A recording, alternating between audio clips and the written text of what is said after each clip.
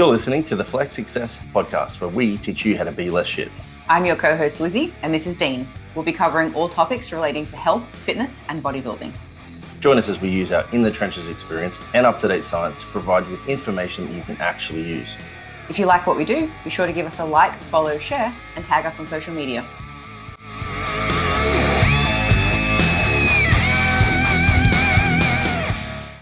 All right, we are back yet again, another Flex Success podcast, and yet again a bit of a different one today. It's just myself, joined by Flex Coach George. Mate, we're going dynamic duo style today. How are you, bud? I'm very good, man.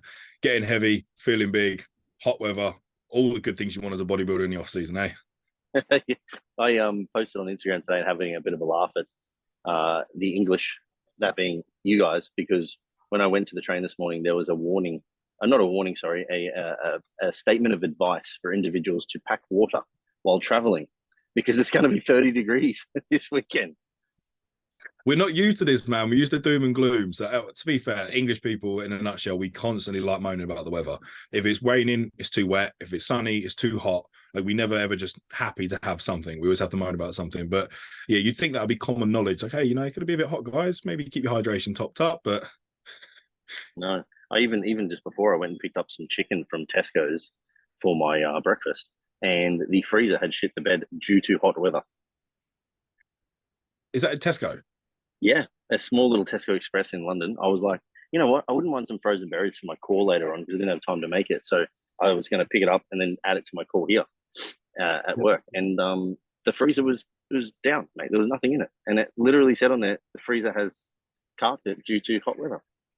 All right, maybe this is a problem across all Tesco's and their little expresses, but every Tesco Express I've been into recently around here, the freezer's just gone, shut out, not working. Really? Is it the hot weather, or is it something else maybe happening? It's in Tesco's. Maybe they're just English. They're English freezers, so they're not used to it. That's not hot, realistically. No, I mean, I think a friend of mine, actually a client of mine, Logan, is in Dubai at the moment, or just about to finish up in Dubai. And man, he was at, I think they were 40 degrees there.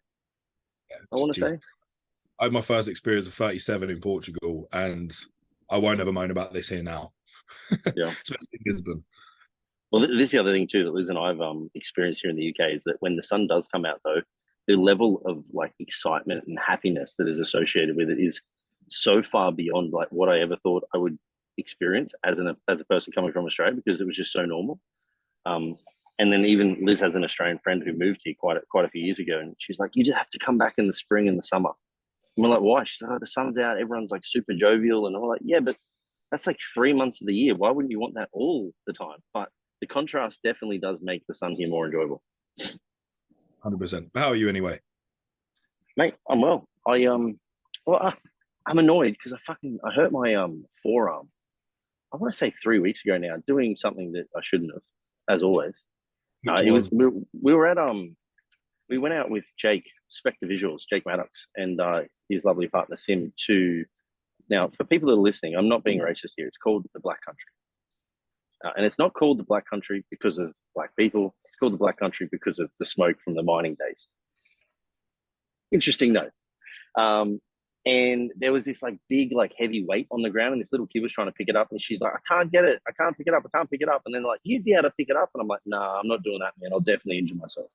And then Jake picked it up, and Liz is like, come on, mate. Like, if Jake can pick it up, you can pick it up. I'm like, no. It was this really awkward shape. I was like, all right, fuck it. I'll pick it up. And I picked it up, and then like near towards the top, I just felt this like twing in my forearm. And I was like, oh, that felt like a bicep wanted to roll, like on a deadlift, the old underhand grip. And man, it still is not good. Hindsight. Next time, do the smart decision. Stick with your guns. I was like going so well with programming too, and like really enjoying training. And now like even doing like a fucking chest fly hurts, and weird things like supination and pronation under no load is more painful than pressing though. So like I can't like figure it out, man. I'm just a little bit annoyed. Yeah, and just as you was getting a bit of runway on the progression again. Yeah, so I'm trying to make do, but every time I make do, I'm like, hey, I got through that session, no pain, that's good. And then the next day, I'm like, wow, it's fucking way sorrier than what it was the day before. So cuffed alternatives, not getting around it, or is it still feeling? Well, I left my cuffs in the last country we were in like an idiot, and I haven't repurchased them since. But where the cuff would sit would definitely put pressure on where the pain is too. So I'm kind of like in this no man's land, you know? Doing a lot of just other shit, you know, like I'm biasing maybe some more lengthen based stuff where I don't have to go through as much range, or I'm getting around it. I'm just being a whinger because, you know, He someone's starts got it. again and then sustains an injury quick time. Lovely. It's always the way, mate. Like a branch hurt himself falling off a tree. Everyone hurts himself off a tree. What the fuck? I just saw a tree and said that. Off a horse. What do you do? But mate, I thought today, exactly. It's if in doubt, max it out. That's my my theory. That used to be my theory with macros whenever I'd eat out. If in doubt, max them out. A bit of an impromptu podcast, this one, because I was not prepared appropriately. So I asked you to jump on, which you have. I appreciate it, mate. I thought, given the timing of it, we're about 3-ish weeks out from the first show in Australia in Perth for the IFBB season, and about 4, 5, and 6 out for the rest of them. You're actually going to Australia, which is going to be really cool. I thought we might talk about peak week stuff and all of the appropriate things that people need to consider for that. So I did a consult actually with a friend of mine this morning, and we were talking about potential sex differences in carbohydrate loading or peaking strategies. And given you're the man that looks after the girls at Flex, what are some of the considerations, if any? So not to draw the comparison that females are just smaller men, not at all, but there is something that we have to be aware of here, that we are dealing with a much smaller individual, typically in body weight, muscle mass, size. So typically to load them fully with carbohydrates and get them fully replenished in intramuscular glycogen stores is probably not going to take as much as what it would do with a male, right? The second consideration, realistically, there would be differences between like intramuscular triglyceride storage, which females tend to have a higher and larger bias to in the intramuscular space. So getting a little bit less area to fill from a glycogen perspective, a smaller individual from a muscle mass perspective and a total mass perspective. So the consideration should really be far less aggressive than what we would try and do with the super physiologically enhanced male, typically. Yeah.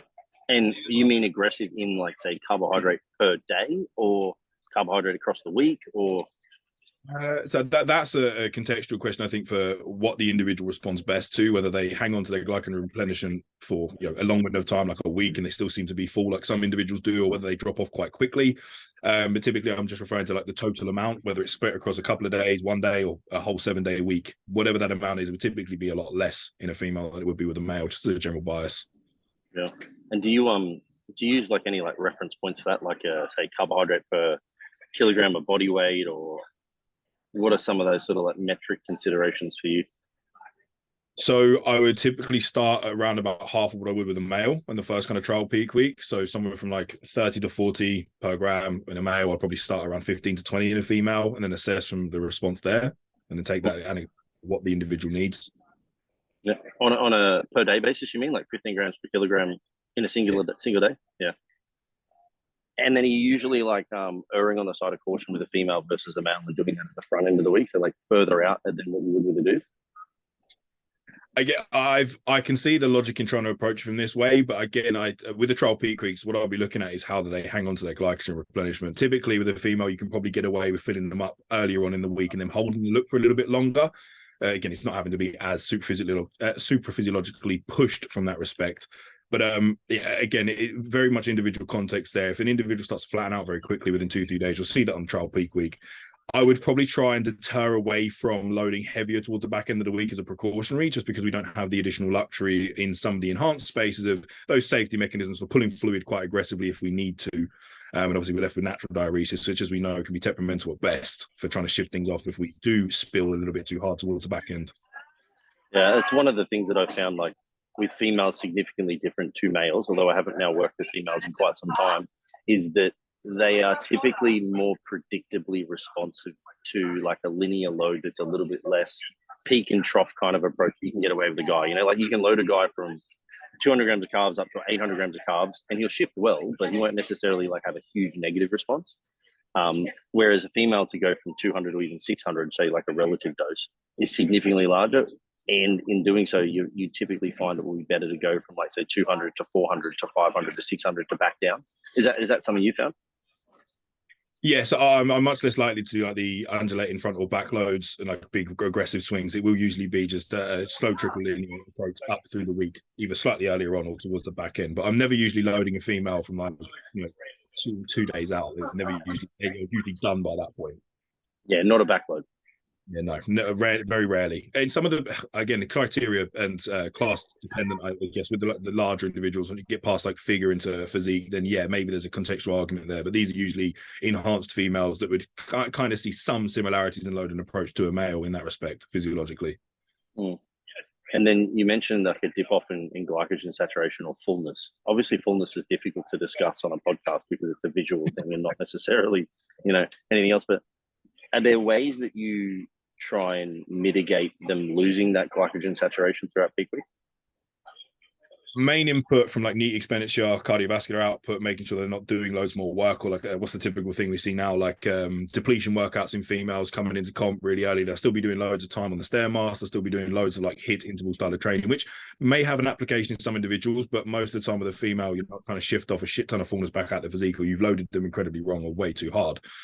So just by making sure they're not doing a perceived high output, their cardio's back either down to minimum and their steps back down to minimum, just keeping them as stagnant as possible to hold and limit loss of glycogen through that time from an output perspective is typically the best way to roll with that.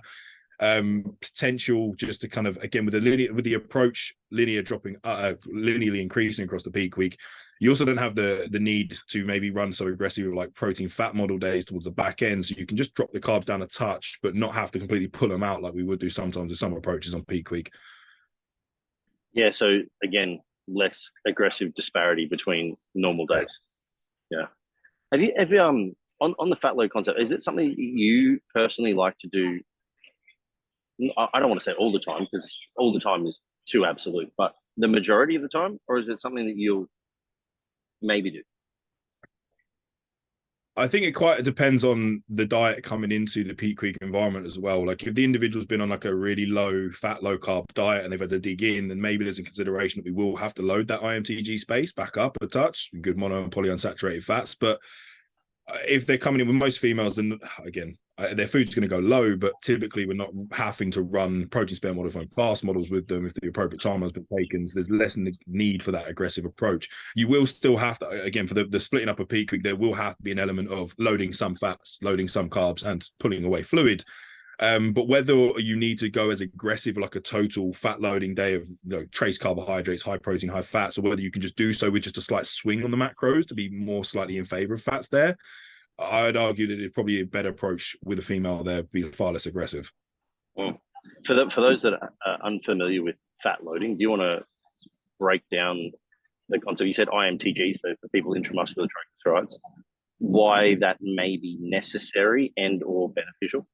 So if we think about the muscle as a balloon that we're trying to fill up, we've got space for glycogen, we have space for fat to be stored as intramuscular triglycerides, and glycogen obviously is intramuscular glycogen, a lot of fluid and some other kind of cool things inside here. But the main things that we're trying to fill up to driving that cosmetic look for fullness is fluid and glycogen and both fats. So if we had to just load the muscle with just glycogen, there's a potential there that we're missing a small percentage of the look there and degree shift that would maximize that complete fullness to the muscle belly if we ignore fats and ignore that they do have a physiological role in the intramuscular space.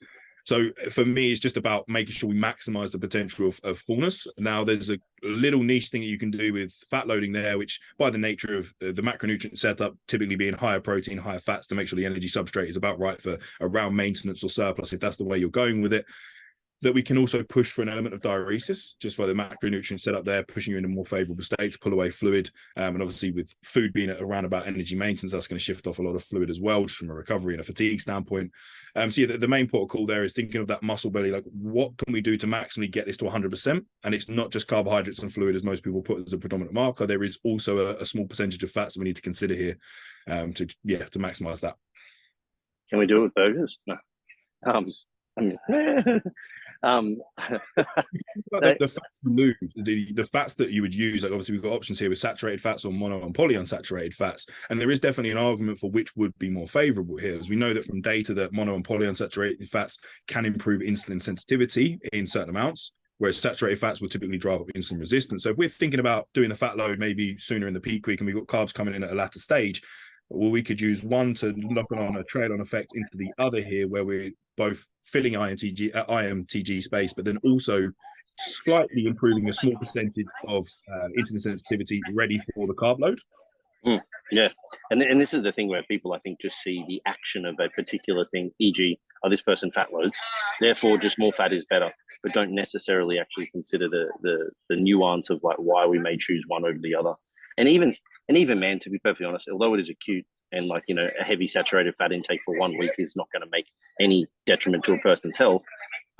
If we can, I'm always of the opinion of if it causes no harm, and if we can, why wouldn't we? And using a polyunsaturated and monounsaturated approach with some healthy fats, to use that term, I think is just advantageous. And also, like, to get your saturated fats up, like, where are you going to get those from outside of meat? And maybe like some coconut oil and that isn't also then potentially going to drive a digestive issue if you're thinking about where people are going to get those foods from. So there's a whole host of things there. So the cool thing about this discussion, I think, with this whole fat load is that there's a couple of considerations that maybe people don't think about. You have the cosmetic balloon filling, like you've mentioned. That's an energy specific substrate intention, right? Like, you're using these fats to go there to drive this particular look. But the other thing we're usually trying to do in a peak week is manage fatigue, in that we want to drop it, we want to reduce fatigue. And one of the primary things that we've been doing in the previous week in a prep to drive fatigue is to eat less food and do more work. So come peak week time, we're usually trying to do a little bit less work and eat a little bit more food. But we're also trying to manage the cosmetic look. Can we actually, you know, put you back to calorie maintenance with sufficient carbohydrates and fats and get that look simultaneously? Maybe. But often is the case, you're just raising calories, but you don't always want to raise carbohydrates. And thus, it is necessary by default to raise fats. Yeah. Right. I mean, so it's protein, but I think that would offer up a lot of problems. Yeah, there's going to be a point where that protein is too high, or not too high, unnecessarily high, where it's just, you know, you're missing the forest for the trees there in regards to that. And fuck, man, if someone was in a 30 or 40% deficit and you're raising calories by 1,500, that's a lot of protein to add in, especially considering they're probably already at like 2 to 3 grams per kilogram. Yeah. Do you actually, it's not a question I've probably never asked you, do you have a protein, like a protein specific target that you consider for a peak week, like in regards to the load? I thought about that in what would probably be an approach to take via data. But what I come to the conclusion of here with every individual is trying to keep consistency as best as possible. So if they're having a high protein intake, I'm not going to try and swing that any further in fear of GI distress or any kind of backlash there from slowing down of GI motility that much that it causes an issue. But I also wouldn't want to shift it down just because that's, again, what their body's currently used to tolerating. We've got good response from it. They're achieving good look visually. So as long as it's within that sort of 2 to 3 gram per kilogram kind of region, that's cool. I'm happy with that. And if we've got good consistent data here, I'd rather not move protein that much at all come peak week. It's another moving variable that could elucidate some correspondence of backlash. So if they've been on 250 grams of protein, I'll try and keep the fat load and the carb load at around that 250 mark and just try and keep it consistent without swinging it too far. There is a conversation to potentially have higher protein intake alongside the higher fat intake in regard to like trying to get back to like energy maintenance around there. Like maybe we don't want to put you to 200 grams of fats just in case, again, from the negative effect that could have in the individual. So maybe we go for a mixture of both protein increase a little bit and some more additional fats. So there's not all just one big macronutrient change that, again, could lead to some negatives in GI health, GI distress. Yeah. And I mean, I'm pretty much the same. The only time that changes is in a carbohydrate load, whereby an individual has got to get in a significant quantity of food. I'm less interested in their total daily protein intake than I am on their per meal protein intake. Yeah. In which case, I just set a minimum effective dose from an animal source, a direct protein source. Usually I'm aiming for around about 30, 35 grams of protein from a direct source. And then whatever it ends up at by the end of the day, by the time that I'm happy with the carbohydrate load, that's where it goes. And again, this is that sort of beauty of context, is that we could go as low as 1.5 grams of protein per kilogram. We can go as high as 4 grams per kilogram. But then we also know that on a dose by dose relationship, that roughly around about 35 grams of protein from a food source that is animal derived is going to at least maximally stimulate protein synthesis. So, just tick that box, man. You're not going to be losing muscle on a carbohydrate load, so you don't really need that much. That's a similar thing I'll do with some, say there's an individual who's coming in and we are behind on schedule for whatever reason. If we're trying to push in, running on that protein per meal serve rather than having a daily target and an energy target to get to, I will just be fat loading them or running that diuresis approach of setup with just a minimal input per meal, looking at them going, hey, yeah, I can feed you now. So we're going to have a minimal input of protein here that's going to drive the NPS response we're looking for and keep food as low as physically possible, feasibly possible to catch up on time. Yeah, you mean still in the back end of the fat loss phase there? Yeah. Yeah. So it gives you the opportunity, I suppose, then to pull calories from protein technically then too. Yeah, but still adhere to our minimum expectations of stimulating NPS across the day as frequently as we deem necessary, like a minimum every 3 hours at least. It's the NPS discussion is actually an interesting one. I remember many years ago when the original stuff came out from Lane Norton talking about leucine thresholds and stuff in rats and rodent studies, and like that was kind of cool. And then they had some comparative data between egg protein and whey protein and pea protein and all this sort of stuff. And that was cool. But what it helped me highlight was as to why there is, even in this, just where we started this conversation, sex differences in why you might have a different meal frequency set up between females and males, or not even specific to sex difference, but just to size of human, because you could have an under 60 kilo bodybuilder. And that is that, 6 meals a day for a 100 kilo male who's eating 300 grams of protein, fine. You're nailing that NPS every time just by defaulting the size of the human. But if you are a small human and you're 50 kilograms and you only need 100 fucking grams of protein per day, you sure as shit want to be ensuring that you're at least getting 3 significant protein boluses.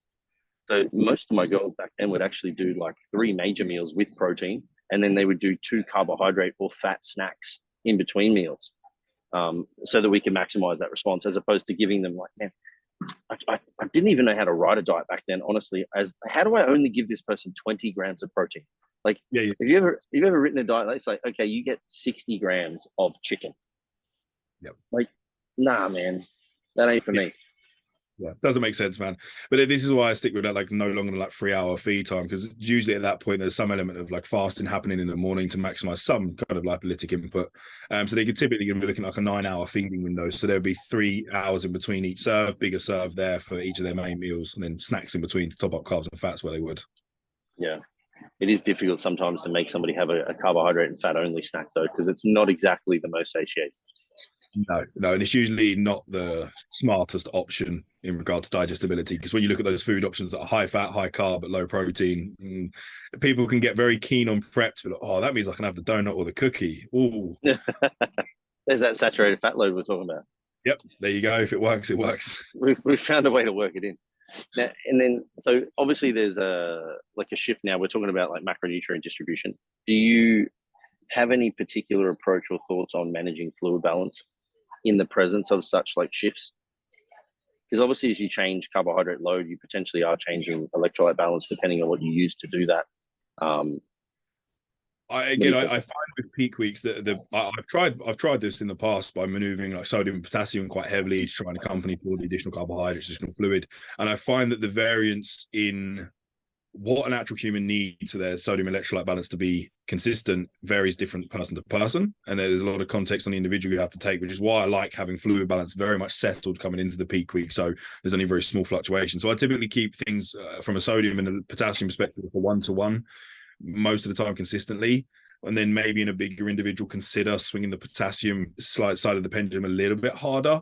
But again, even in some of my bigger guys now, I'm very rarely doing that at all. I much prefer just keeping the electrolyte consistency and just accompanying fluid. Like holistically, if you was to manage your fluid balance in absence of data or look, just listening to your thirst signals would be quite a good call there on the carb load. Because if you're introducing more carbs and you need more fluid to store that carbohydrate, your body will give you quite a quick signal in that it needs more fluid.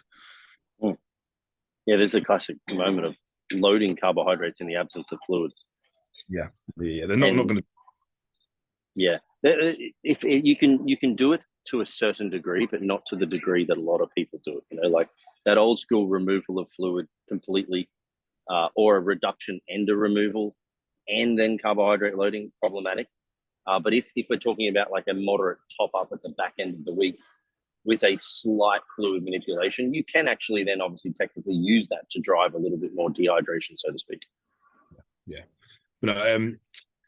But the conversation around like fluid amount, again, something that I would have locked in from 14 weeks out at least minimum to know their daily fluid intake. So if I need to swing one variable, I'm only swinging one. So if I want to swing the sodium or potassium side of the equation, I can move those variables and leave fluid consistent, or I can leave them consistent and move fluid to turn on or drive which way I want it to swing, diuresis, aeresis in that fashion. But if you don't have that data, again, this is, any listeners that are coming up to this, make sure your coach is keeping an eye on these things. And if he's not, make sure you're giving it to them as well.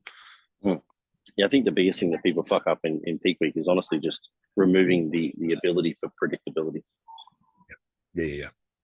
Like, that's all it is for me. Is like, what can I do to maximize the predictability of the next manipulation that I make? And typically that's going to mean like consistent homeostatic fluid intake, consistent homeostatic electrolyte balance, and then usually one variable gets shifted, either fats and or carbs.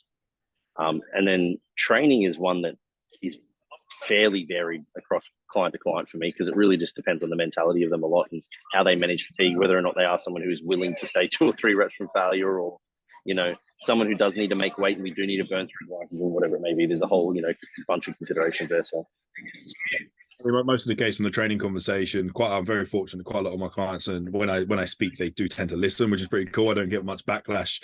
If we have had any backlash, it's probably happened in the off season when they're like, "I want to train this way," and I go, "Okay, man, right, we'll make this work, you know, in a fashion that I get my manipulability into it some way." And over time, they integrate, and they're like, all of a sudden, doing exactly what I wanted them to do, but they're seeing more results, so they're quite happy with that. So by the time we get to like peak week training issues, they kind of know that when I say we do this for a certain reason, they're like, okay, man, yeah, I'm on board with this. Even though mentally I don't like this idea, we're all in. Yeah, buy-in's a big one. I actually even on that same consult this morning, I said, sometimes you're going to have a client that is expecting some crazy shit to be done in peak week. And although you don't have to do the crazy shit, sometimes there has to be some buy-in on that too, because one of the factors in a peak week that a lot of people don't give enough credit to is just managing the stress associated with, am I going to come in on time? But also, like, are we doing enough to get to 1%? You know, so sometimes you have to do something in order to get the buy-in. You just want to do something that, again, is predictable. Yeah. Sneaky coaching. Yeah, man. And then also just like, but I think there's sneaky coaching, but then there's also like the component of educating the client on why something may have occurred. So for reference, I was talking to one of my guys who's 4 weeks out, and I was under the impression that his salt per meal was 2 grams. It was per day. Oh, and we only sort of only realized this like at about 5 6 weeks out. Oh, it was about maybe 6 weeks out, yeah. And I was like, dude, come on now. Like, this is no wonder you feel like a bag of shit, you know? So anyway, we've slowly been shifting sodium up. But he had said to me, we're getting to that stage now where in the past I've had myself like 2 grilled burgers and some fries, and it really brings my physique alive. And he's like, I'd love to be able to show you what it looks like. I'm like, you can, but it won't work anymore, because now you're actually eating some fucking sodium. You know, in the past, if this is how you've always dieted, of course you look good. You like finally put some sodium in the diet. Yeah, that's what it's not the burger, it's not the actual meal itself, it's just the sheer amount of sodium in the meal that's brought you back up to speed again. But you've done that anyway. So yeah, it's the constituents within it. But and that is, I think, one thing though, is that people then can go, it's not this magical thing. I can just relax in the peak weekend and kind of do our thing. So have you question for you. Have you ever looked at a client post-show after their post-show meal, which is usually an overconsumption of some element, varying degree there? Have you ever run a peak week after seeing the correspondence of their physique, perhaps improving on the look into there with a similar approach, where you've just mimicked that show reference, run the peak week up to that point, then had the off-plan or the free meal, or some variation of that with a massive high sodium intake and electrolyte intake before coming into the show the next time around for the next week or something like that? I have not reactively added in, to use the colloquial term, like a shit load or like a free meal load thus yet. I haven't.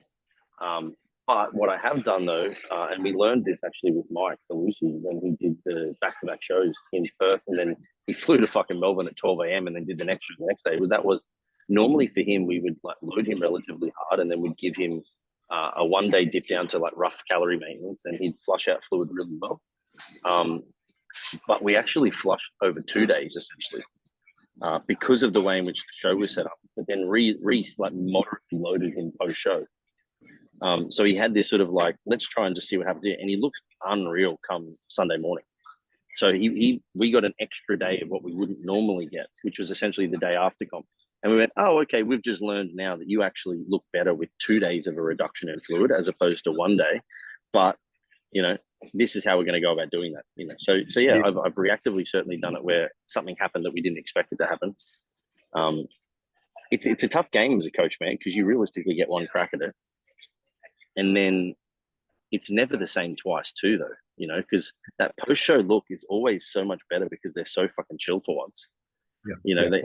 So, and you can never mimic that. So I always like my clients to do 2 shows because I'm like, they need to get the first one out of the way so they can stop worrying. And then from there, it just gets better and better and better, you know? It's not an approach I'm going to take, trying to use like shit loading or you know, really stupid high calorie dense foods to load like burgers, chips and cookies and stuff like that. But it has always piqued my interest in seeing the correspondence in look change. I'm wondering if there is a way to mimic that. But obviously, like you said, if I have ever made any adjustments, it's come from going, okay, right, you look better after more carbohydrates, more fats there. We'll just load you a bit harder coming in then. Yeah, I think for the person who like really enjoys that moment, I absolutely can see validity in its use. Weirdly, I don't know if I've just got the demographic for it, but a lot of my guys are concerned with digestive stress quite a lot, especially around a load. Even feeling full for them is problematic. So I would be hesitant to do it just purely on that, you know. Like I personally wouldn't want to do it because I'd be like, I don't really want to fuck around with my digestion. You know? Like that's one thing that's important. I'd rather come in flat than come in bloated.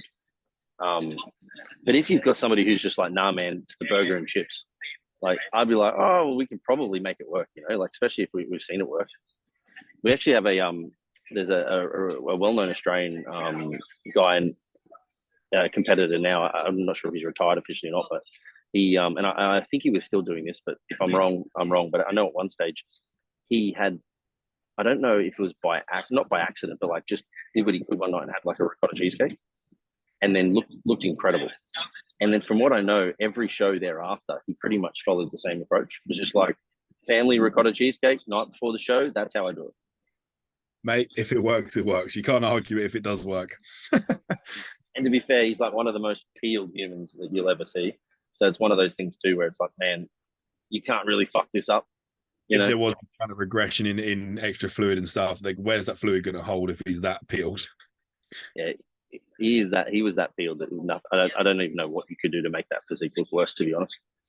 I actually wonder, even though if he's one of those guys that probably could have afforded to load like a motherfucker and never really ever got fully full, because he's also like super, super dry and super, super peeled, that he just went for that look, and it looked very good for him. So like, who cares, you know? Yeah. But all right, well, let's shift in. So show day comes around, show day nutrition. What are some of the considerations people should be thinking about that? Because we've talked about managing fluid and just keeping it consistent in peak week, choosing an appropriate carbohydrate loading strategy that you have some previous data on, managing sodium and potassium and electrolytes so that they don't shift too far, although you could shift them somewhat if you wanted to. Comes to show day, what's the goal? To hold the look, quite simply, to try and hold and maintain the look as best as possible. And realistically thinking about like diuresis over, say, like a 24-hour window, because people start saying they're doing fluid manipulations like a week out, and it's something that you're not, because by 2 days time that aeresis pendulum swung back the other way, and you're just going back in this cycle of fluctuating. You can definitely get stress markers of inflammation and things down from a fluid perspective and look drier, but like the actual diuresis element of what you're trying to achieve at the end of peak week, that's happening right in those last 24-hour windows. So for the main part of like show days, just making sure we keep homeostasis from electrolyte, potassium, fluid intake, just to keep that look consistent, and making auto-regulatory adjustments in macronutrition, having some adequate protein serve and fat serves there, potentially to swing it a little bit harder if you needed to. So having some easy digesting protein like chicken, if that works for you, having that pre-cooked, ready to digest and sit well, whatever fats have worked well with you on the prep. Similarly, when it comes to like topping up glycogen, if you do start to see that you're running a little bit flat, easy digesting carb sources that are fast digesting, high glycemic index, that are going to kind of saturate those glycogen stores as quick as possible. But essentially for like the female space, it's very rare that they eat a lot at all on show day. And this is a common thing, and people think you're starving the athletes. But with the female physique, looking at it just in this visual aspect, the midsection is such an important part of judging criteria. the slightest bit of space taken up on that can blow the look completely and massively change how you look, or where you go from a first top 3 placing to second call out just from how your midsection sat. So most of my females, ideally, they're typically competing a little bit earlier, sometimes in the UK when we have like males on one day, females on the other, which works really nicely because bikini is usually on first and the bigger categories go on, but they usually need more loading anyway. So that kind of works out nicely. In Oz, it can be a bit of a problem when you're doing these late shows, right? Because you don't want to have food. Ideally, I wouldn't feed a female on show day if they're competing early in the day. I'd say to them, look, we don't need to worry about this. You're going to be hungry. So long as that's not causing that much stress that it's going to cause fluid retention in your physique, then we're okay. If it is, a protein serve, say about like 30, 35 gram protein from a direct protein source, should keep that from a satiated perspective at bay. If it doesn't, maybe we can consider some fats. But again, I'm leaning this to like the last resort here because I want them just to keep that midsection as tight and as empty as possible so they can have the look on stage they want. When it comes to later on shows in the day, this is where things get a bit sticky, and I kind of like the use of suppositories. The old heavy sticky and suppositories. That's an interesting combination of words. Yeah, the what are they called? We got a name from over in the UK, but they're little suppositories that drive in a laxative response without taking them orally, so they don't disrupt the GI, the gut microbiome on the way through. They work from the rectal out, so they pull fluid into the GI, and then that's how it flushes you out. So for Zoe's, just I wanted to mention here, on her show day, we had to give her a bit of food during because she started to flatten out. But 2 hours before she went on stage, we used a couple of suppositories, made sure her bowels were all clear. So she went on stage with a clear, clean, flat GI again. But we battled the fullness element back in on her physique before she took the overall win. So with the later on competing, I like to have that on hand with females. But some females will say, oh, could I not just take a laxative or something like that? This is where problems arise. I see a lot of people try to do this where they load food during the day. They think taking a laxative is going to fix, and then they go on stage with a massive bloated belly. Yeah, just when you talk about obviously like flattening out throughout the day, what do you think people can look for if they're self-coaching here? Because one of the problems is here is, man, is a lot of people like fear flatness, and the perception of flatness is driven up because of the fatigue associated with their sort of their mental state, realistically. So they think they may be seeing something and they perceive it wrong. But do you have any like reference points for people for like fullness or flatness, or whether or not you need more fluid or you need more carbohydrates? It's hard to give like a visual representation of what that looks like, as you know, because I'm basing my decisions on when a client goes flat or is full based on prior EV data, when I've seen them full and dry, or when I've seen them flat and holding fluid. And I use that as my correspondence to look at them visually as a coach and use coach's intuition here to know, right, I've seen this, I know exactly what this looks like, this is what we need to do. If you're on the day and you're looking at yourself and you think you are flat, there's pump. Can you feel your muscle contracting? Can you feel like actual contraction through the muscle? That's a relatively simple way to kind of get a gauge for if your muscle's contracting, if there's glycogen in there and it's doing correspondence that we'd like to see. But then this is where it gets sticky, is like flatness and stress and fluid could also look the same. Like if you pull in fluid from a stress response or you're waiting for that fluid to shift, that could be mistaken for being flat. You load more carbs and you just get more fluidy. This would be an interesting one to get your take to give someone for a context, because I wouldn't like to tell someone who's self-coaching what I would perceive that, because I base my decisions on a look that I have, a data. Yeah. Well, I would say this, right? If you've sufficiently carbohydrate loaded throughout the week and you haven't then gone and burned through that fuel while training, and you've arrived on show day and you still think that you're relatively flat, take confidence in knowing that the food that you put in still exists, and that if you can't get a pump, instead of loading food, the best thing you could possibly do is just have a little bit of sodium and water. And if that makes it change, then you know it's a hydration like thing that you need to manage. If you're still off and you try and get even a bigger pump and you still just can't feel it, then have a little bit of carbohydrates. But usually it's the same rule, right? Is introduce one thing, determine if it's a problem or if it's a fix. If it's not, then move to the next thing. The cool thing is that like fluid balance and sodium will have the acutest, fastest response, and you can get a pretty good idea pretty quickly. Like if you have a little bit of fluid and you're like, oh, hang on a minute, like my pump now has just gone twofold, then you know you just need to like basically trickle fluid at that same rate, like before you get on stage and you're good to go. But if you're starting to get a pump and you just think you look flat, man, I honestly would say to most people, like, they're on the side of caution, and you're probably going to be fine. The other thing I think a lot of people fuck up here is that one, dark tan in not on stage lighting makes you look worse. So know that your backstage lighting is not going to be as advantageous for that look too. And then number two is that most people's pump ups, I think, are like without thought. They just go back there and they just do some shit and just hope that it works. But like, if you ever reference like when you train and when you get the best pump, it's almost always like somewhere around the midpoint, and it's almost always after like a really fucking hard set, and it's usually almost always after like, you know, like in that sort of 8 to 12, 8 to 15 rep range with reasonably heavy weight. So like if you're using a band and doing 50 reps and you're 30 reps off failure, what are you expecting? Yeah, you're not really mimicking when you get a pump anyway. And the other thing is sometimes it's advantageous to create a little bit of an oxygen debt backstage to drive a greater pump too, because you create an oxygen debt where you accumulate metabolites from the exercise itself doing the reps. And, you know, you force your body to basically like, oh, we need to remove these metabolites. That's how you get blood flow into that zone too. So there's going to be a period backstage where you really need to go hard, but then you also then need to give it a rest so that it gives time for those cells to relax and for them to fill up and all the rest of it. The problem is, and this is another thing to determine whether or not you're actually going flat, is that if that pump dissipates very quickly, then you're probably going to need some carbohydrates. The problem is then is it's a little bit too late at that point. You maybe can just shove some sugar down your throat, hope for the best, but that's not going into the muscle anytime soon. So that's when you just need to be like, all right, let's opt for fluid right now and just get on stage and try and chill. Yeah. That's why I'd typically rather go for weights over bands backstage. Yeah. I had the rude awakening in the UK that they don't provide any weights when I went back to the old Two Bro show, and I was like, God damn it. And I was super flat when I came out from my first show. And then I remember even one of the guys was like, what did you do when you came back to the finals part of that? I'm like, just fucking got a decent pump. Like, yeah, I just didn't have what was available to me to get it done. And then obviously too, you relax a little bit, like I said. So there's all these things. Do you just stick to foods that they're otherwise typically used to consuming, I assume? Yeah, I wouldn't throw any unknown variables, especially on show day. When your stress response is typically quite high leading into you stepping on stage, last thing you want to do is swing any kind of other additional vectors in there that will drive up that stress. So consistency over everything. Yeah. It just reminded me, you said something before that made me tweak for a bit of a pet peeve that I have with some of the general commentary around coaching people in peak weeks and pumps and that is, you said use some high GI carbs or high glycemic carbohydrates to get them into the system quickly, which is absolutely correct. But you hear of these people saying like, oh, I need to have fats of these or I can't have sugars because I get this spike and I lose the pump or no, what's the terminology? The carbohydrates don't stick.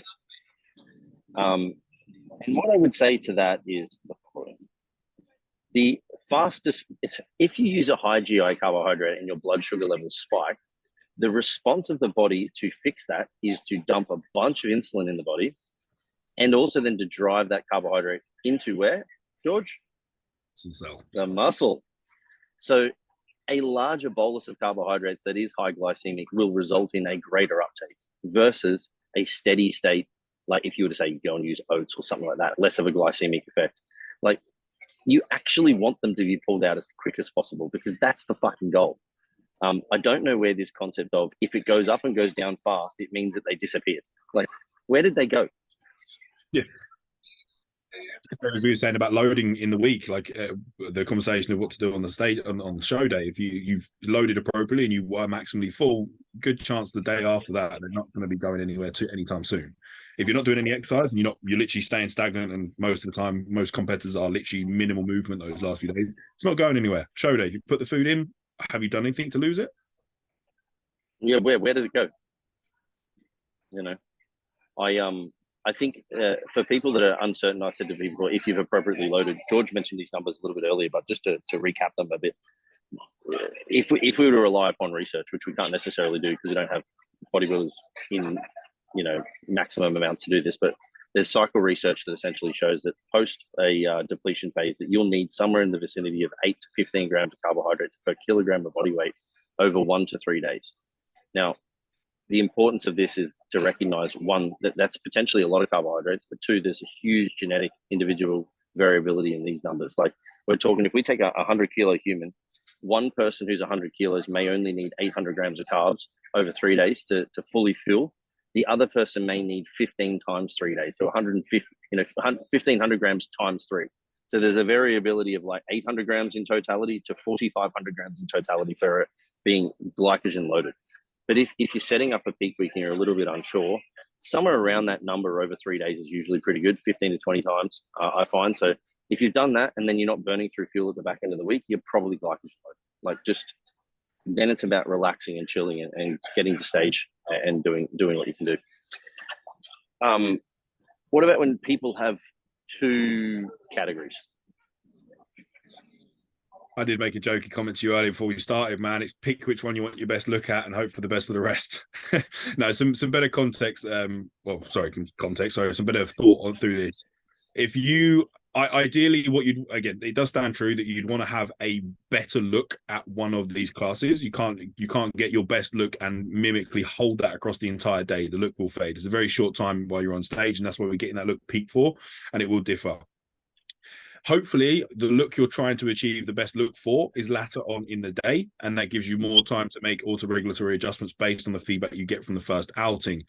Consistency will be king here for fluid balance. You don't want to be swinging variables massively hard here. You want to be coming in with a fluid balance that's consistent and held steady, and you just want to be topping up your glycogen essentially between shows, between showings on the day. That would be my best feedback here. Yeah, I would say also, if you can, keep it to 2 divisions. Three is doable, but most of the time it means that one of them is going to be probably back to back. Yeah. And then it impedes upon your opportunity to also then, like you said, auto-regulate glycogen or auto-regulate even fluid balance for that second one, which means then it impedes the third one. So sometimes it just can just jump over and like start to like, the compound effect of it just gets worse and worse and worse. I think 2 is very doable and likely not that impactful on the look. Again, depending on the split between them from a timing perspective, but I would just stick to 2. So I had Matty do this exact situation. Matty Baker in his last season he competed. So we had bodybuilding in the morning, 2 classes in bodybuilding. Then he did 2 classes in classic, and it was, you know what? Annoyingly, his look was, I'd say, slightly better, drier, and a little bit flatter in the bodybuilding comp, and I wish that I'd had that perfectly timed for classic later on. Mm-hmm. But because he's four times on stage, and the bodybuilding ones were back to back, the classic ones were back to back, there was very little time in between when he come off stage to really do any adjustments or make any changes there. So we had that in between time of bodybuilding to there, try and load him a bit more and get him a bit heavier loaded, because they worked them. That's another thing to factor in as well. Like when you're doing rounds on stage, if you're in a competitive class and they work you for rounds upon rounds, you're going to come off flattened out quite a large degree and probably holding a little bit of fluid by the time you settle and chill for a bit. So you're going to have you need to have an adequate time frame in between those showings to try and actually make some corrections, or the look is very unchangeable. That's rough, man. It's just he still took placings, so I'm not moaning when he got into the classic criteria where he actually suited his structure better. He still took placings, but I was like, well, fuck, I wish he was doing another comp next week so we could get that perfect in the one we wanted. Yeah, I mean, people don't give the credit to also how difficult it is to sometimes be on stage. You've also got heat, you've got sweat, you've got all these things. I will say this though, this is a reminder for individuals to legitimately practice their posing and become fit at it. Because the cool thing about fitness is, no matter which domain it's in, whether it's marathon running, sprinting, or whatever it is, your energy efficiency becomes better with improved fitness, which means you use less energy per unit of work. So if you don't want to burn through glycogen, then if you are a fitter individual on stage, aerobically speaking, but also from a posing fitness perspective, you actually will burn through less fuel too. So whereas those individuals that are up there just like shaking like a leaf, trying their hardest, it's burning through fuel like motherfuckers, and are obviously, and probably stressed about it too, it just exacerbates the problem. Big time. Nick Walker's posing routine he follows, he tries to get it to, like, I think it was St. Stupid, like nearly 20 to 30 second holds in some poses, even in his off season. Well, realistically, you're not going to be holding a shot for that long on stage. If you can stand like a statue for 20 seconds in a shot, you're probably in a good position to go up on stage and stand for 5 to 10 seconds before you go into the next one. And be able to do that for 3-4 rounds on the trot back to back gives you a good essence to know that on stage day, you're probably not going to do anything more severe than that on stage. Yeah. I mean, actually, the Tyler Mannion came out with those posing critiques of the Texas Pro Show, and one of the things that was commented on from him and from everybody was just how almost like stoic Andrew Jacked was up there. Just stood up there and just hit poses and just looked like, this isn't even hard. And that won him the show, because Hunter faded because he sweated and got fatigued, and then it's harder to hold your belly and all that kind of stuff. So It goes a long way. Now, obviously, they're professionals and they're doing this to make money. It's fucking important that they do this. And I get, as an amateur, you've only got so much time in the day, but any bit's going to help. Yeah, it depends on the level of competitor you are there, I guess, like you said, for time restraints and feasibility. But the majority of the athletes in the amateur space probably do have goals of wanting to turn pro. And the same mentality is, if you want to be a pro, you must act like one now, because that's what's going to get you to the marker. You don't start doing it when you get there. I agree. Any other wrap-ups you think people should think about with regards to peak week, mate? With, fluid balance, sodium, potassium, we've done that. We've done carbohydrate, fat loading.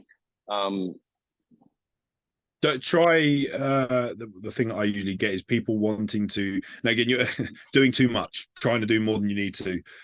You've just gone through a state where you're pretty aroused, you're highly stimulated, potentially using lipolytics and stuff like that. The hardest bit about peak week I find for people is actually telling them to sit on their ass and put their feet up, because they don't want to. It's a horrible state of like heightened nervous system response and correlation activity, which means sitting down for them probably feels quite uncomfortable.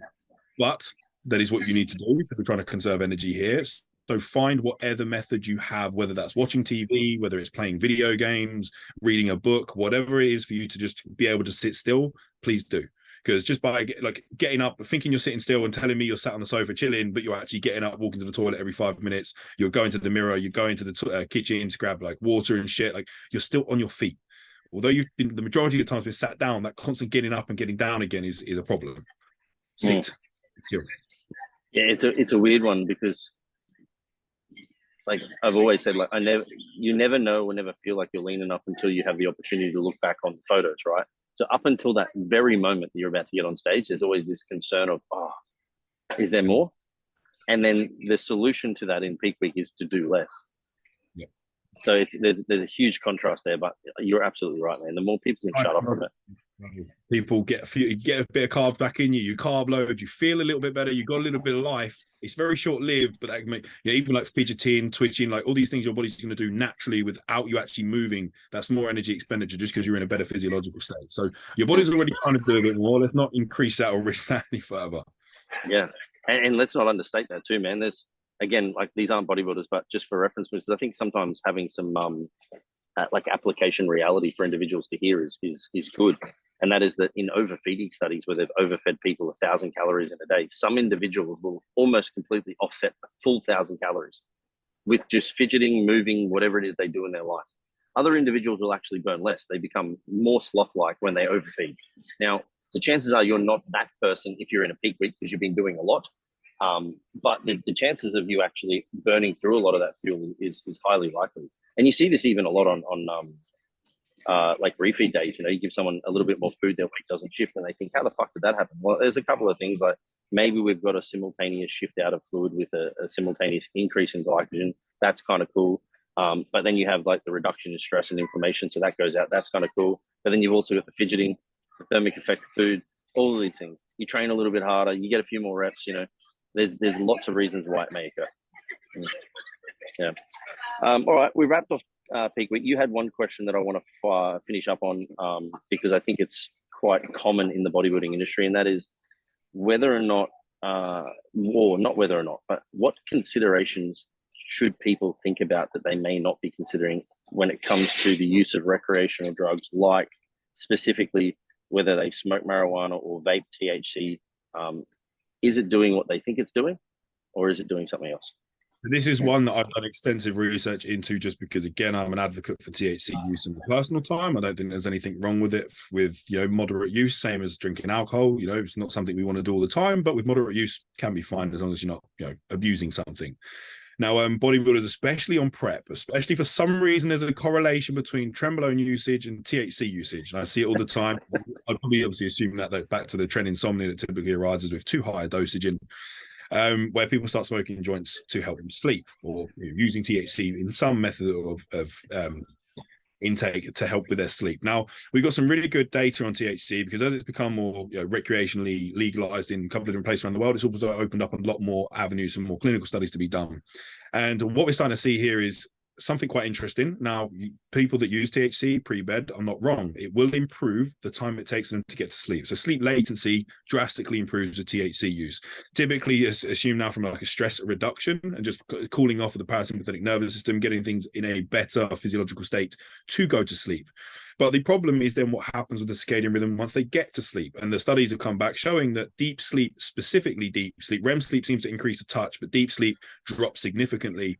And the correspondence of like the overview of your sleep, the sleep quality actually worsens. So there's a slight improvement on your REM activity, your deep sleep drops significantly. And as a bodybuilder, one of the most important vital parts of our sleep, especially in the off season, especially on prep, is deep sleep. We need to get that to go for the necessary restorations and recovery work that's essential with that sleep circadian rhythm.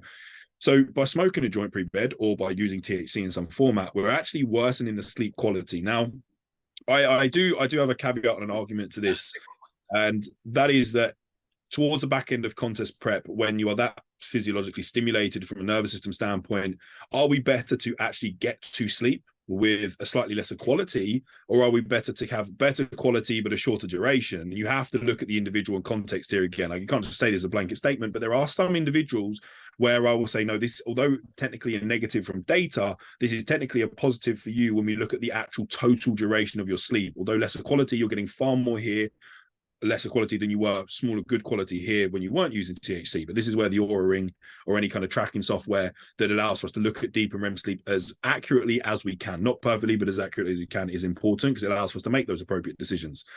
But there's other reasons for THC that are becoming quite interesting when we start looking at like the intricate details of what plant we're smoking, what elucidative effect that provides from a psychoactive enhancement of the endocannabinoid system. And THC on the CB1 receptor typically interacts with things that would be from a cognitive standpoint and a physical motor neural perspective, so like function and physical function, which can be seen as a positive from a stress response because you're more relaxed in that state. But the cool thing is that different terpenes will interact with different cannabinoid receptors. The main two ones we think about for CB1 with THC and CB2 for CBD, but there are lots of other smaller receptors that have effects in appetite regulation, mood changes in your mood regulation, so dopamine and serotonin receptors.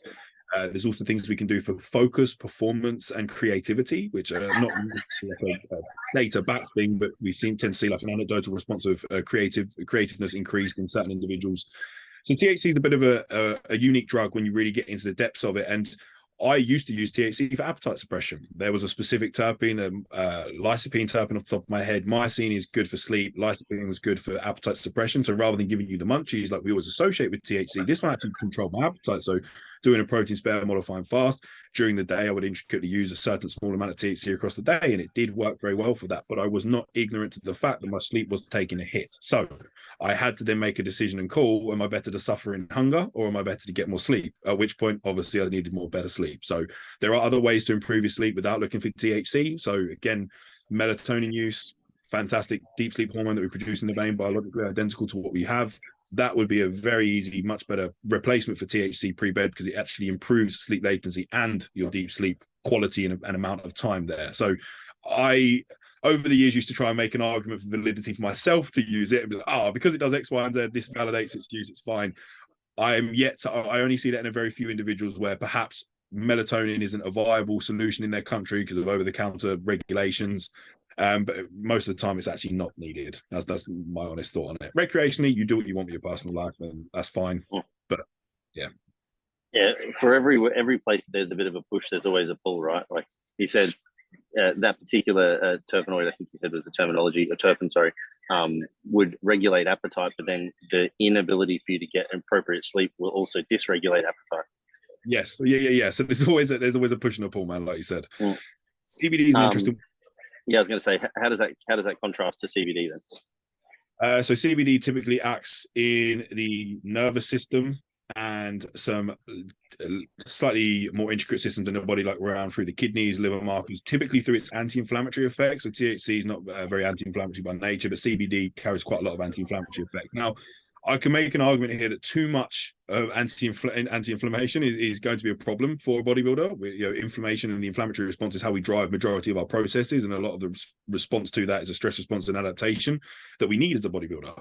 So we don't want to completely crush inflammation to the point where it's boycotted and round out at zero. But There could be conversation for potential health benefits from an oxidative stress standpoint. If you're someone who deals with injuries like tendonitis or really sore joints, or perhaps like an individual response of, stanozol use goes in, all of a sudden your joints start getting dry anecdotally. Perhaps there's a conversation here that we could use that from an anti-inflammatory perspective to help there. It's my main biggest reason for including it now is the research we have in it for being a very strong potent antioxidant due to its polyphenol count and CBD count, which makes it a fantastic viable solution for a PD user with an over-the-counter supplement stack design, because it doesn't carry the psychoactive effects that THC does, but carries a lot of actual benefits here that would support long-term frequent use, so daily use. As an antioxidant profile for, I use it now quite a lot of time in some of my acne treatments with clients that come to me, or consult clients that come to me. But then thinking as a prophylactic thing for oxidative stress management is showing a lot of premise in that area and field now. So thinking about neurotoxicity, renal health, liver health, heart health, maybe this is something now that is supporting quite a large degree of antioxidative effects. We should include that as a prophylactic thing alongside our PED use. Yeah, cool. So you can tell me if I've misremembered any of this. So THC, smoking a joint, actual marijuana consumption, or even in the vape, we can expect an improvement in like a decreased latency to sleep, but a reduction in quality of deep sleep. So there's a negative there, despite the fact you may get to sleep. There is an argument for the relaxation component of the smoking itself being relaxative, which is parasympathetic by nature, but you can also do that by just being relaxed in other states. This is kind of similar to what we'll see in manual therapy research and or sleep, sensory deprivation tanks, like float tanks. All of these things that seem to have a positive effect on recoverability and parasympathetic action are generally just centered around doing less for longer. So maybe you can just try and find a behavior and activity to engage in that makes you feel calm, stress-free, chilled, and they'll probably achieve a relatively similar thing. If we were trying to enhance sleep and you're trying to use THC as that, it may be more advantageous to consider things like melatonin and then maybe some other synergistic additions to that, like 5-HTP or L-theanine or ashwagandha or something like that. But then there are definitely arguments for CBD for the use of antioxidant capacity, decreasing some maybe those inflammatory responses, although not abusing it as always. And we won't see that impacting deep sleep or REM. More psychoactive effects in the brain. It's just generally CBD is one of those supplements that you could generally take risk averse with no problems long term. There's also potential anti-cancer benefits to it, but that's not a field of research I've typically driven hard into. It's not really Cool, man. I like that wrap up. So if you're a smoker, maybe be less of one if you want to be, but if not, that's okay too. Your choice, your body. I will say this, and this was something I was going to talk about, but I won't get into this today because I think the pod will get on too long. But you brought up the interesting point in discussion of not overusing anti-inflammatories because they may inhibit the inflammatory response and drives adaptation and growth, right?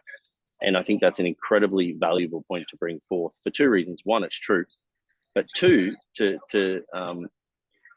be the devil's advocate of this is that sometimes the conclusions we get from research aren't necessarily the best heuristic for our actual implementation of strategies. To make this clear, if we use a ton of anti-inflammatories, especially around the training window, it may be the case that you're limiting the growth potential of said training session by doing so.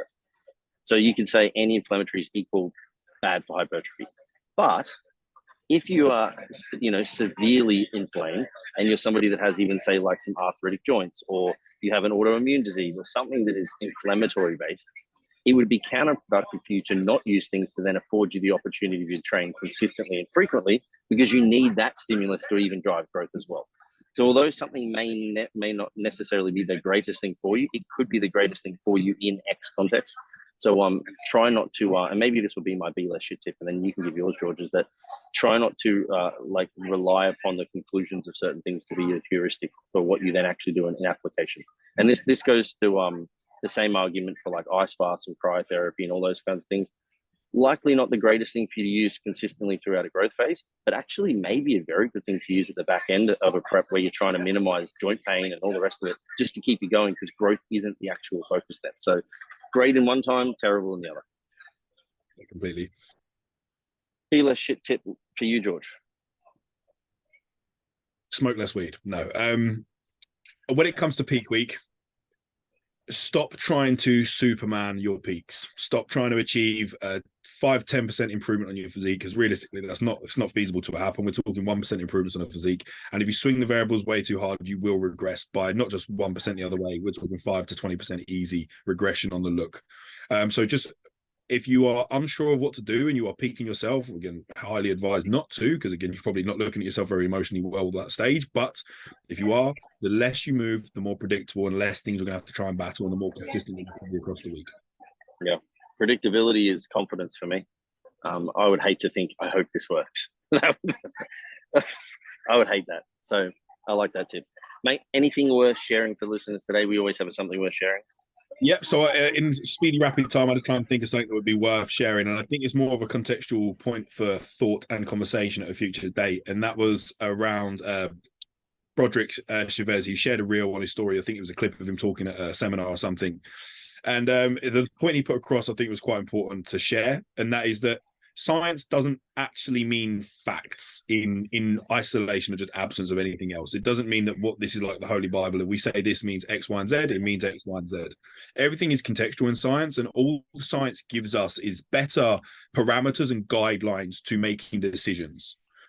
So we shouldn't ever talk in absolutes about science, because it's an ever-moving field. And one of the reasons why some people fall to the wayside as they go through their career is by not keeping up to date with science and believing old methodologies. So as that is an ebb and flow moving field, we should always try to keep up to date with it. But again, never talk in absolutes, and understand that context applies to everything, and it makes the actual conversation important, and that science will move and change. So we've got to keep up with it. Yeah. Science is an indication of like what is likely the best, right now. Most we know right now, exactly. It's not relying upon belief, but rather on what we're learning. So, mate, would you rather? I decided not to go filth today, but rather ask, I don't know if it's a philosophical question, but a question that I think you'll probably answer relatively easy. But anyway, it is as following. Would you rather know what is coming tomorrow or live life as it happens?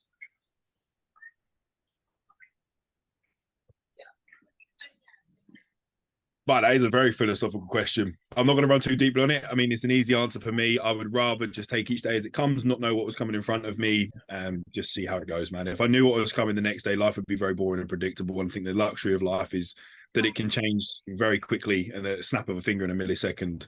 And that, yeah, I mean, even if you knew tomorrow, you know when you're going to die. Like, I don't want to know that. That's not a piece of information that offers me any benefit. I'm not going to do anything differently in that time. Or maybe I will, but it's not going to change it. Yeah, I think people think like if I was to die tomorrow, or die in a week, I would do the following. Now, tomorrow is probably not a fair one, because you know, let's just say you only had 10 grand to your name, you'd probably go do some shit, you know. But like if I said to you, you're going to die in 2 years, there's still a long time to live. And I would say if you're not living your life in a way that you enjoyed enough, you'd have to change it drastically for the next 2 years, then maybe just try and work upon the life that you're currently living. I think that's one of the biggest arguments for that question, but I don't think it's fair if you like at least step out the death a little bit. If the death is here tomorrow, like if the death was here in a week, I'm probably just going to say to my clients, hey, look, I love yous, but I'm probably not going to work for the next 2 weeks, you know? And I'd go do some shit. But if you said to me, my life is going to end in 10 years' time, definitively, I'd be like, yeah, I'm pretty happy with my life, man. Like, I think we created a life that you're doing the things you want from a work perspective that brings you fulfillment and joy. You're doing the other things that make life fulfilled to you with travel, work, seeing the world. Just thinking about you yourself here, Dean. There isn't really much else you want or need or have to. If there was, you'd be working towards that anyway. Yeah, 100%. So anyway, I agree, mate. I just take life as it comes. I find it interesting enough. Keep me on toast. Yeah, it'd be boring if it was predictable. We've got enough of that with data and coaching. Yeah. All right, mate. Thank you very much for coming on. For anyone that wants to, I'm going to link in Brod's little video there. I'll grab that off his Instagram and link that in for people if they want to see what that one is.